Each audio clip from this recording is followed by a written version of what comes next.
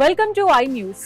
దశాబ్దాల ద్రావిడ పార్టీల ఆధిపత్యానికి గండి కొట్టి అధికార పీఠం దక్కించుకున్న సినీ హీరో విజయ్ కి ముందుంది ముసళ్ల పండుగ.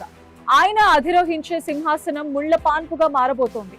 అనేక సవాళ్లు ఆయనకు స్వాగతం పలుకుతున్నాయి. ఎన్నికల్లో గెలవడానికి ఇచ్చిన హామీలు మెడకు చుట్టుకోవటం ఖాయం.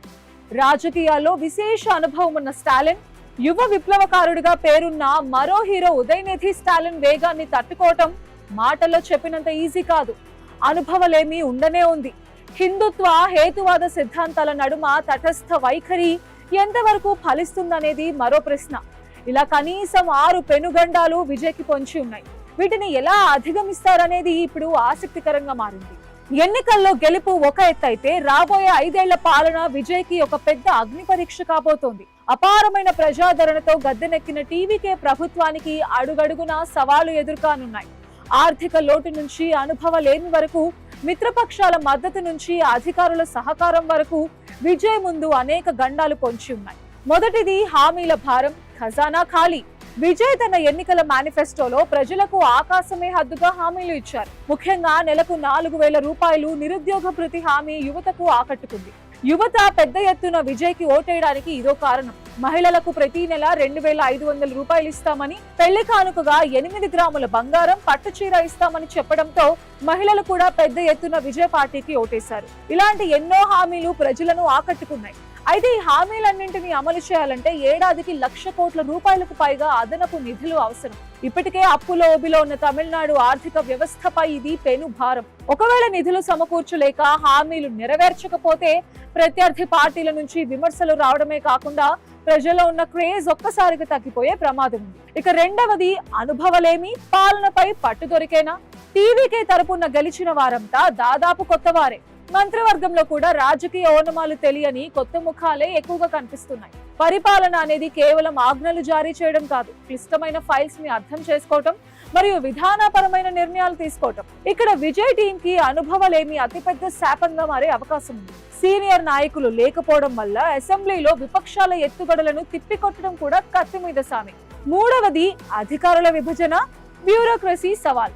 దశాబ్దాలుగా తమిళనాడులో అధికారులు డిఎంకే లేదా అన్నా డిఎంకే వర్గాలుగా విడిపోయి ఉన్నారు.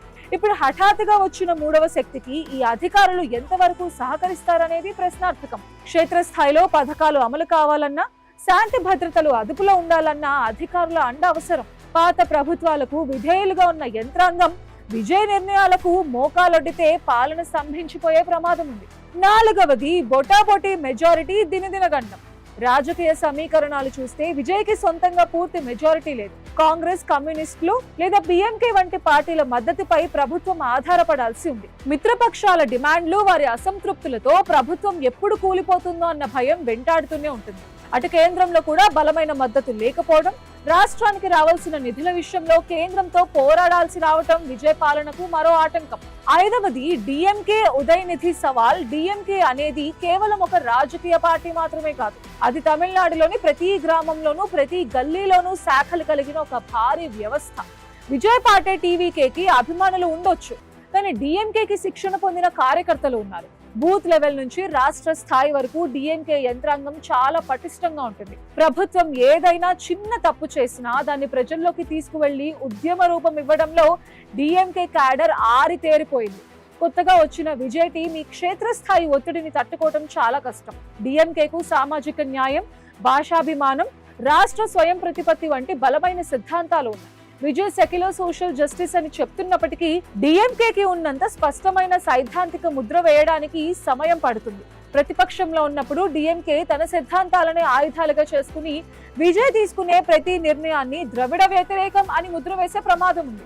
ఉదయనిధి స్టాలిన్ ప్రస్తుతం తమిళనాడులో అత్యంత ప్రభావవంతమైన యువ నాయకుడు.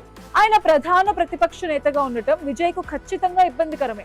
ఇక ఆరవది తటస్థ వైఖరి ఫలిస్తుందా? తమిళనాడు రాజకీయాలు దశాబ్దాలుగా ద్రవిడ సిద్ధాంతం, నాస్తికత్వం, హేతువాదం మరియు భక్తి సాంప్రదాయాల మధ్య సంఘర్షణగా సాగుతున్నాయి.